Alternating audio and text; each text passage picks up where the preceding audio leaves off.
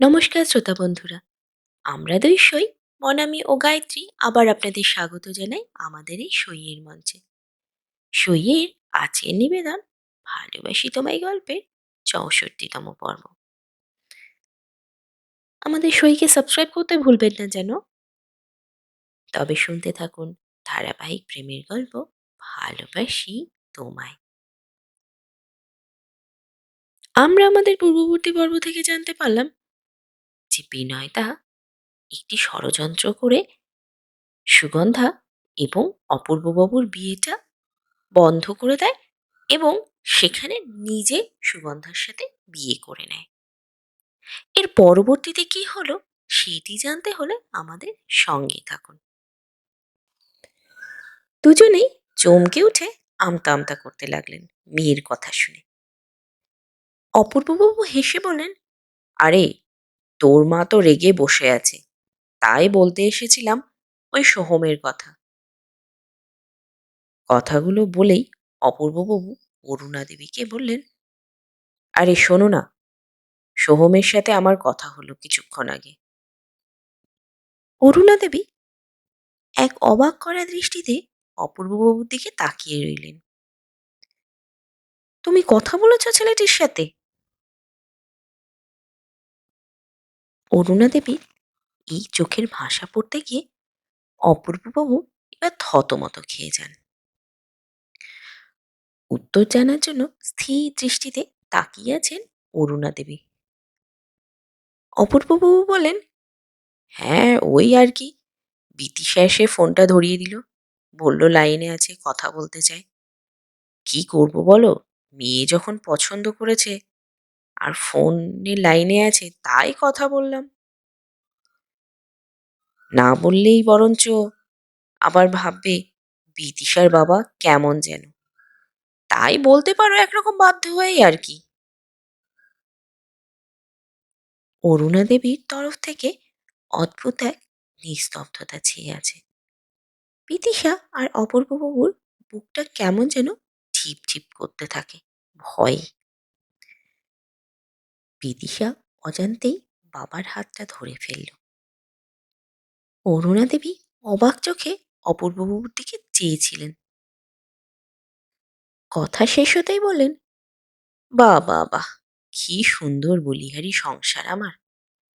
তোমরা বাপ বেটি মিলে বিয়ের সবকিছু ঠিক করে ফেললে, আর আমাকে একবারও জানানোর প্রয়োজন বোধ করলে না। ঝাঁচিয়ে উঠলেন যেন। অপূর্ববাবু বোঝাবার চেষ্টা করেন যে ঘটনাটা হঠাৎই ঘটেছে। তখন আর মাথায় ছিল না অরুণা দেবীর কথা। শেষ লাইনটা শুনে অরুণা দেবীর চোখ কিছুক্ষণের জন্য স্থির হয়ে যায়।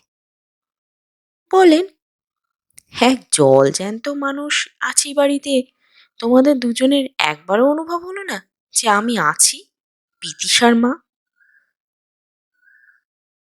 তারও কথা বলার যে দরকার সেটা তোমরা বেমালুম ভুলে গেলে। আমাকে যখন ভুলেই গেলে তখন বাপ বেটি মিলে যা করার করো, আমি চললাম। অপূর্ববাবু মুখটা পাঞ্চে করে আবার চেয়ারে বসে পড়লেন। বিদিশা চুপ করে বাবার পাশে দাঁড়িয়ে রইল। আবার অরুণাকে মানাতে গোছাতে হবে ভেবেই বিরক্ত লাগছে অপূর্ববাবুর। মেয়ের দিকে একটু আর চোখে তাকিয়ে বললেন, দাঁড়িয়ে আছিস কেন? যা, পারলে মাকে বুঝিয়ে রাজি করা। বাবা মাকে দেখে তো স্বাদ মেটে না, বিয়ে করার খুব শখ। যা, নিজে গিয়ে মাকে মানিয়ে তারপর যা খুশি কর। আমার আর ভালো লাগছে না। বিদিশা বাবার কথা শুনে বাধ্য মেয়ের মতো আবার ধীর পায়ে বাবা মায়ের ঘরে ঢুকল। অরুণা দেবী রাগ করে উঠে এলেন ঠিকই, কিন্তু মন পুরো সুগন্ধার ঘটনায় ঢেকে আছে। ভয়ে কেমন যেন জড়সড় হয়ে যাচ্ছে মন। যদি এমন ঘটনা নিজের সাথে ঘটতো, কিভাবে সহ্য করতো সেটা? এ যেন মৃত্যুর থেকেও ভয়ঙ্কর। অপূর্বর বোকামো কোনোদিনও ক্ষমা করতে পারত না। সুগন্ধা হয়তো জানে না অপূর্বর কথা। বিনয়দা নিশ্চয়ই এ ব্যাপারে খোলসা করে কিছুই বলেনি। তাহলে সুগন্ধা আর তার বাড়ির লোক নিশ্চয়ই অপূর্বকে ছেড়ে কথা বলতো না। একটা মেয়ের এইভাবে ক্ষতি ভেবেই অরুণার গা গুলিয়ে ওঠে। অরুণা দেবীর আত্মা আতঙ্কিত। মনে মনে প্রার্থনা করেন, ঈশ্বর কোনোদিনও আমার যেন আর ওদের সামনাসামনি না হতে হয়। ওরা যেখানে থাকুক ভালো থাকুক, আমার সংসারে যেন আর আঁচ না পড়ে। সব হারিয়ে এই তিনটে মানুষ শিকড়বিহীন হয়ে ভেসে আছি, এভাবেই যেন কেটে যায়। আর ঝড় ঝাপটা দিও না, সহ্য করতে পারবো না ভগবান। মা, বিদিশাটাকে হুঁশ ফিরল অরুণা দেবী। একটু চমকে উঠলেন যেন।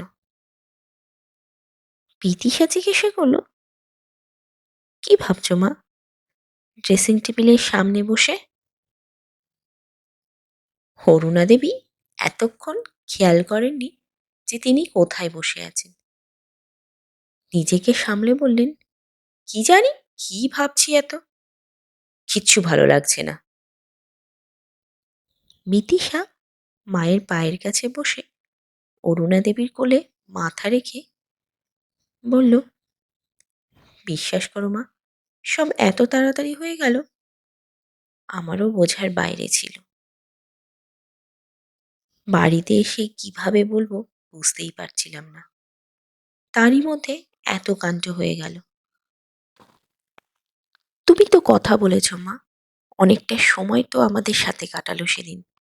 সত্যি করে বলো তো, খুব খারাপ লেগেছে কি তোমার? অরুণা দেবী চুপ করে থাকেন কিছুক্ষণ।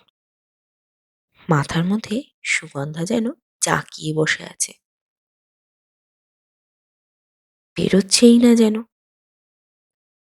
ভাবলেন, নিজের বাবা মাকে অনেক অনুরোধ আকুতি মিনতি করার পরও একটিবারের জন্যও মানেননি তারা। অন্য জায়গায় জোর করে বিয়ে ঠিক করে দিলেন। শেষে কি হলো? অপূর্বর হাত ধরে পেছন টান বলে সবার থেকে সরে গিয়ে সব ভুলে জীবন শুরু করতে হলো। আজও মনটা কাঁদে, কি জানি কেমন আছে ওরা। তার থেকে ভালো মেয়েটাকে একটা সুযোগ দিই। সব ঠিক থাকলে দোষের তো কিছু নাই। মা, মা, কিছু তো বলো। আবার বাস্তবে ফিরলেন অরুণা দেবী। একটা দীর্ঘশ্বাস ফেলে একটু হেসে বললেন, কবে বড় হয়ে গেলি বিদিশা? আমার কাছে তো সেই ছোট্টটিই আছিস। মা বাবাকে ছেড়ে থাকতে পারবি? বিদিশার ঠোঁট বেঁকে আসে। অরুণার চোখে জলে ঝাপসা হয়ে ওঠে। নিজেকে সামলে একটু হেসে বলেন, যা, আসতে বলোকে। সেদিন তো ভালোভাবে কথা বলতেই পারিনি। আমিও একটু বাজিয়ে দেখি কেমন মানুষ পছন্দ করেছে আমার বিদিশা। মায়ের সম্মতির সিলমোহরের আনন্দে বিদিশা একেবারে মাকে জড়িয়ে ধরে। ইনস্টিটিউটে পরদিন সকালে ঠিক সময়ে পৌঁছে গেছে বিদিশা। ভীষণ খুশি খুশি আজ।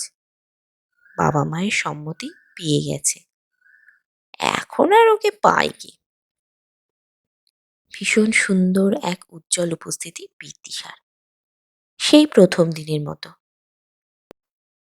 এসেই আজ আর ক্লাসের দিকে পা বাড়ালো না বিদিশা।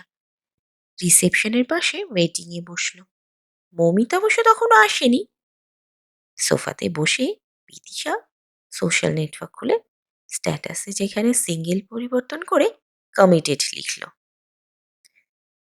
দার্জিলিং এর বেশ কিছু ছবি সেখানে সহকর্মী ছাত্র ছাত্রী ওয়ার্কশপের ছবি আপলোড করলো।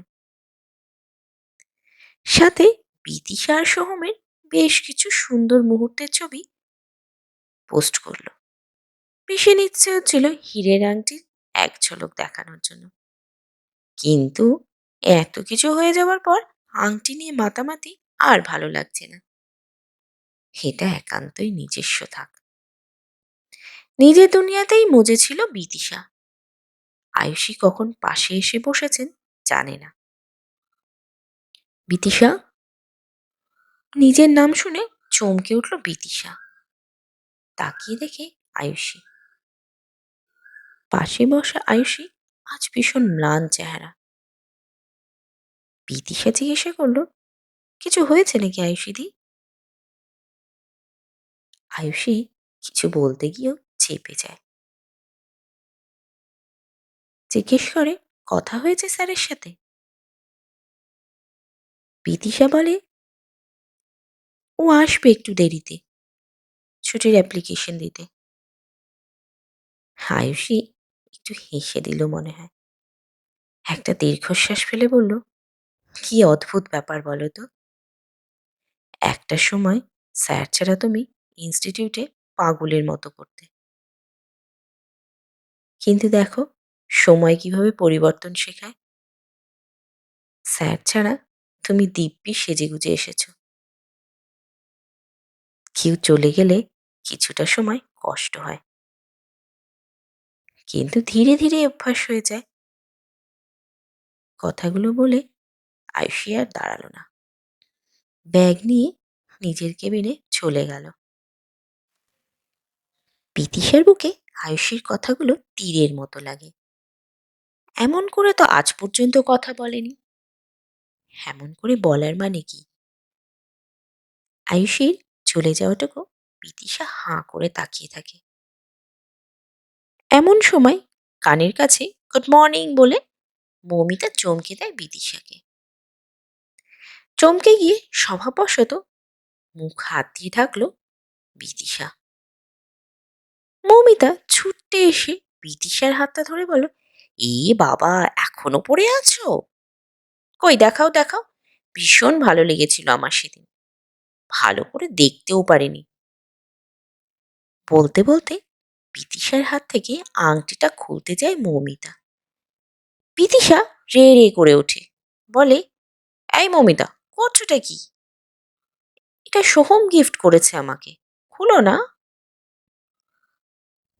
মৌমিতার কৌতূহলী চোখ বিদিশার মুখ ভালো করে দেখে জিজ্ঞাসা করে, ইস, বললেই হলো, যা বলবে তাই বিশ্বাস করবো ভাবলে?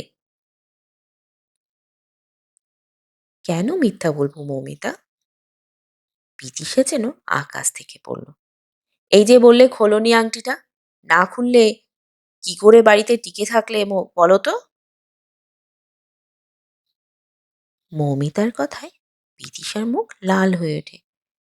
নিজেকে সামলে বলে, এই জানো তো মৌমিতা, আংটি দেখে বাড়িতে সে কি অবস্থা।